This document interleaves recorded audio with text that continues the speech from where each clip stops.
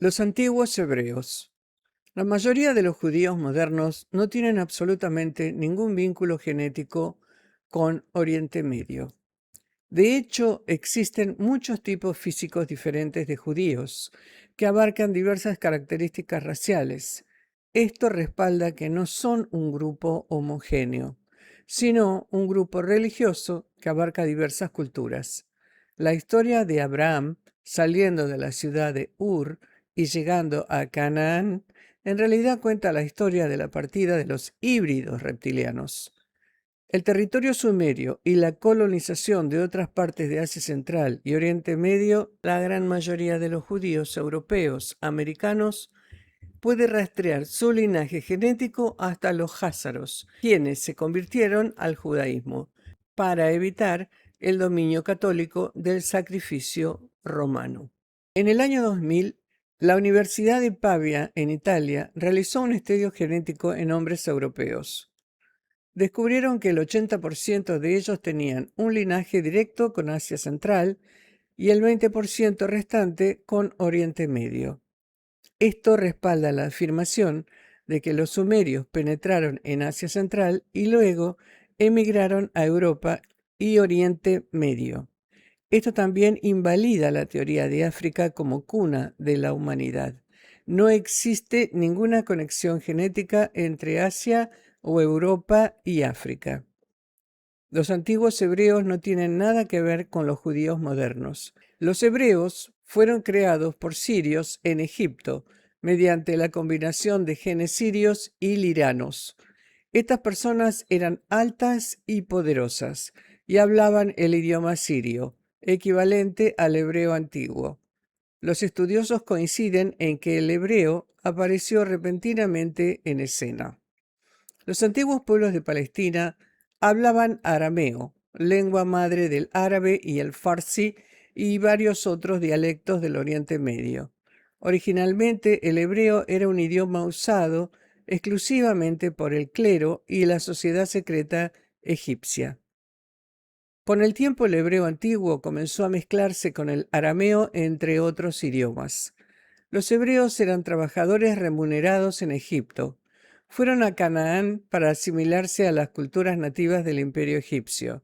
Se mezclaron con las tribus locales de descendencia híbrida sumeria, practicando rituales de sangre y sacrificios humanos. Todo esto se integró en una religión conglomerada basada en las creencias del antiguo Egipto, la Atlántida y Siria. Así nació el judaísmo. La historia del éxodo de los judíos de Egipto es un relato deficiente de la destrucción de la isla de Santorini en el Mediterráneo oriental por una explosión volcánica. La lava se dispersó en el mar, tiñéndolo de un rojo sangre. La ceniza y la roca volcánicas que brotaron dieron origen a la leyenda de las plagas de Egipto. Muchos ciudadanos huyeron de la zona del Mar Rojo. Se dividió cuando el suelo se elevó, dejando al descubierto terreno que luego se podía cruzar. Varias horas después volvió a hundirse, ahogando a quienes aún intentaban cruzar. La traducción real de cómo los 10 mandamientos o códigos bíblicos fueron transmitidos al pueblo del Éxodo indica que la gente comenzó a pronunciar las instrucciones espontáneamente. Esto es una demostración de comunicación de mente a mente. En este caso, la programación se activó electromagnéticamente, revelando instrucciones del ADN que luego fueron escritas. Estas instrucciones fueron diseñadas para mantener el experimento, o sea, el proyecto en marcha. Oriente Medio se convirtió en un punto central para los sirionos y sus aliados reptiles. Juntos generaron una nueva versión de religión y cultura para facilitar el control y la dominación global. ¿Qué mejor manera de hacerlo que programando una raza de pueblos nómadas que llevaran la religión y la cultura a todas partes de la Tierra? Siempre que las condiciones dentro del experimento se volvían inmanejables, el grupo de supervisor en cuestión hacía correcciones. Por ejemplo, La mayoría de la gente conoce la historia de las ciudades de Sodoma y Gomorra, donde un grupo de humanos del experimento Humankind se descontroló. Sus hábitos sexuales no favorecían la reproducción, ya que eran predominantemente homosexuales. Se introdujo un virus en la población para destruirla. Sin embargo, comenzó a propagarse fuera de la región inmediata. Esto perturbó a los controladores, por lo que enviaron 2 agentes para investigar y determinar si alguien fue rescatable. Los habitantes locales los llamaban ángeles por su cabello rubio, ojos azules y cuerpos perfectos. Lot y su esposa llevaron a los agentes a su casa para protegerlos, ya que todos los hombres del pueblo querían tener sexo con ellos. Poco después, Sodoma y Gomorra fueron destruidas hasta el día de hoy. Se puede detectar radiación en el lugar. Se ve roca derretida en las paredes del cañón. Sodoma y Gomorra fueron eliminadas, parece ser, con un arma nuclear. A principios de la década del 60, un científico israelí que excavaba en el yacimiento de Sodoma halló restos de huesos y tejido corporal recubiertos de roca. Se recurrió a científicos estadounidenses porque contaban con mejor equipo. Lo que encontraron en el tejido corporal preservado fue una muestra del virus. Los estadounidenses lo reconstituyeron con núcleos celulares vivos. En el 67 se probó discretamente en un paciente terminal en un hospital de San Luis, pero el hombre murió de forma terrible. El virus se llamó SIDA, porque destruyó todo el sistema inmunitario que le quedaba. La investigación estadounidense determinó que este virus, de miles de años de antigüedad, fue creado genéticamente, artificialmente. La antigua religión hebrea era una conglomeración de las creencias sumerias y reptilianas, las del antiguo Egipto, la Atlántida y la Lira, y las subculturas tribales reptilianas presentes en la tierra de Canaán, que se incorporaron en un solo dogma aceptable.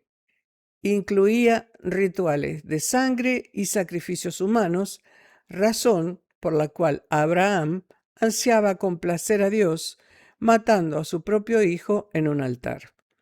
Este simbolismo resultó útil posteriormente para fines religiosos. El idioma hebreo en sí no apareció hasta después de la salida de Egipto y solo para fines ceremoniales.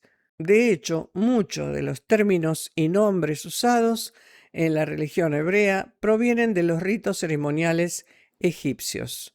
El nombre Moisés proviene del título otorgado a los adeptos del culto secreto de la pirámide egipcia.